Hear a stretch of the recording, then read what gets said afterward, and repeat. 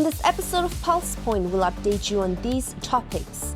The Human Rights Commission and the New Zealand Police say there have been no formal complaints laid about the so-called conversion therapy since the new law was passed. New Zealand First has introduced a bill to Parliament around who can use which toilet. The majority of Americans disapprove of Disney's LGBT agenda. Thailand's Prime Minister wants to outlaw cannabis 2 years after it was decriminalized. And finally, a mother shares how the heartbeat law in the state of Georgia, US, saved her son's life.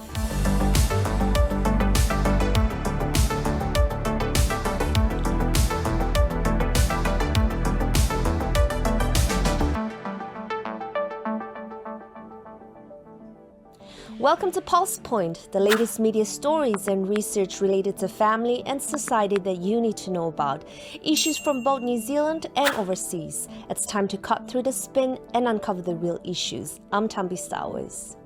According to the documentation received by Family First under the Official Information Act, the $2.2 million taxpayer-funded complaint center set up by the Human Rights Commission for receiving complaints about conversion therapy has struggled to obtain any formal complaints about the use of conversion therapy in the 2 years since the law was passed, despite significant advertising about its services, and they have referred no complaints to the police. The New Zealand Police has also acknowledged that they have received no direct complaints which have warranted an investigation over the past 2 years. This is consistent with the numbers before the law was passed. There had only been one informal complaint in the past 10 years. Bob McCoskrie, CEO of Family First New Zealand, says that the taxpayer via the Human Rights Commission has spent $2.2 million looking for a solution to a problem that doesn't exist. But what he says is that the politicians and these activist groups have done is making it difficult for parents, counselors, and therapists to support troubled adolescents who identify as trans or gender diverse. All New Zealanders should be protected from coercive, abusive, or involuntary psychological or spiritual practices. However, participation in psychological assessments, counseling sessions, prayer meetings, and other therapeutic practices is almost always an expression of voluntary behavior and personal freedom. Under this new law, people are prevented from getting help to live the lifestyle they choose, and parents could be criminalized for encouraging their children to embrace their biological sex. Ironically, while gender and sexuality are supposedly fluid, activists want the law to stipulate that it can only go in the direction they approve. Conversion therapy is still legal. It's practiced in schools by groups such as Inside Out and Rainbow Youth. In an effort to solve issues around toilet safety and privacy, New Zealand First has introduced a bill to Parliament called the Fair Access to Bathrooms Bill. Now, this has two main provisions: a building code requirement for all new non-residential public use buildings to have single-sex toilets for males and females and unisex toilets. A maximum of $2,000 fine for using a toilet not of your designated biological sex. This is the signage that you will see. This will prevent biological males entering female spaces and vice versa. Now, the mainstream media clearly doesn't like the bill. The Post in Wellington said that Winston Peters wants to ban unisex toilets. This was clearly misleading and false. The heading was eventually changed after complaints. One News said New Zealand First tries to introduce controversial bathroom bill. News Hubs reported New Zealand First lodges bill to fine people who use bathrooms and are not of the designated sex. Which is not true, because a person who doesn't want to use their designated biological sex one can use the intersex one. The New Zealand Herald reported it is ridiculous Winston Peters announces controversial new gendered bathroom bill. Who said ridiculous? It was the group Inside Out, the group being government funded to push the radical RSC program in schools. Now, Winston Peters tweeted the simplicity of the law. It's not difficult. Men's toilet for men, women's toilets for women. If you want to use a unisex toilet, you can. P.S. Mr. Hipkins, woman equals to adult, human, female. In the good old days, we didn't need laws to point out the biological distinction. Men and women could figure it out. But now we need politicians to try and sort the confusion out. And we have a media trying to misrepresent it.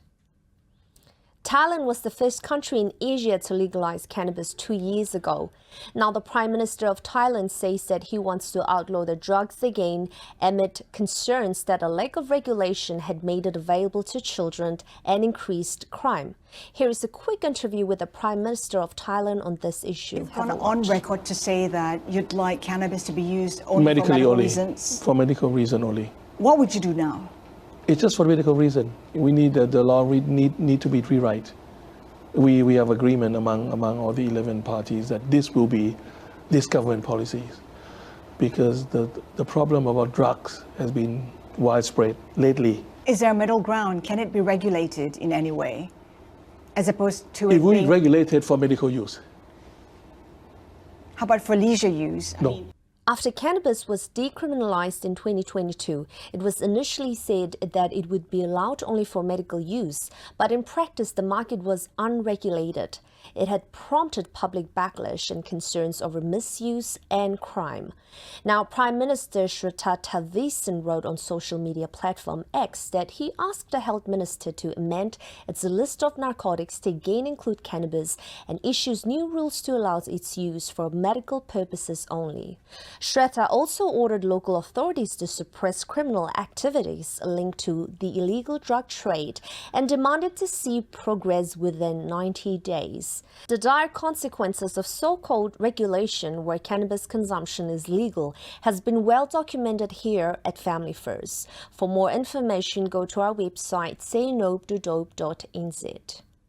According to the latest Rasmussen Reports national survey, 71% of American adults agree that Disney should return to wholesome programming and allow parents to decide when their children are taught about sexuality. Last year, Disney felt the stink of their LGBT ideology focus of their productions.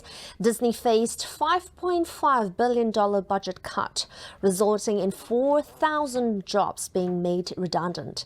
The company's market capitalization dropped to a 9-year low, and streaming service Disney Plus fell nearly 1 million subscribers short of projected goals.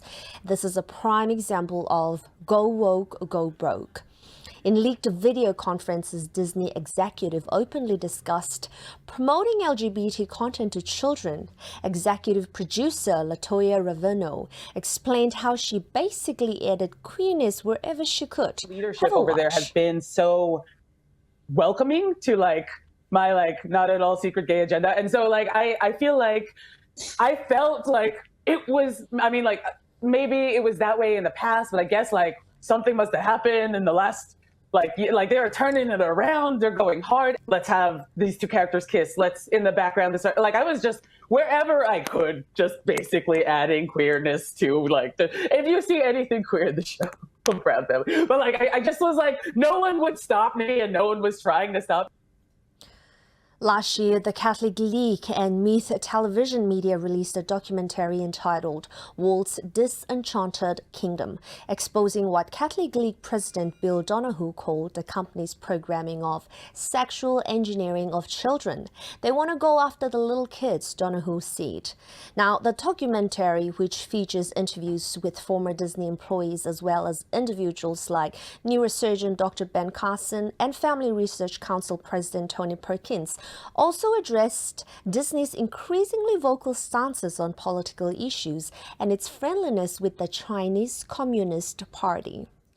It is really important that parents make sure to check the content of Disney movies before exposing them to children, since they are no longer the Disney of yesterday. And finally, the heartbeat protection laws in Georgia saved Nisha Lewis's son's life. Georgia's heartbeat law, officially known as Living Infants Fairness and Equality, which stands for LIFE Act, was a bill passed in 2019. It aimed to ban abortions after a fetal heartbeat is detected, which can happen as early as 6 weeks into a pregnancy. Whilst Nisha had previous abortions, this legislation prevented her from getting an abortion and led her to choose life and adoption. The law ultimately saved Nisha's son's life and connected him with a loving family. Nisha Lewis, in an opinion piece, noted Georgia's heartbeat protection law not only allowed for her son's heart to continue to beat strong and steady, but it had given her heart more love and joy than she had ever thought possible. What a testimony to pro-life laws and policies that save babies from the horrors of abortion and enable mothers and families to flourish. To read more, go to our website chooselife.nz. And that's the latest episode of PulsePoint. You can check out all these stories and more on our website familyfirst.nz. We'll keep watching the news so that you don't have to. See you next time.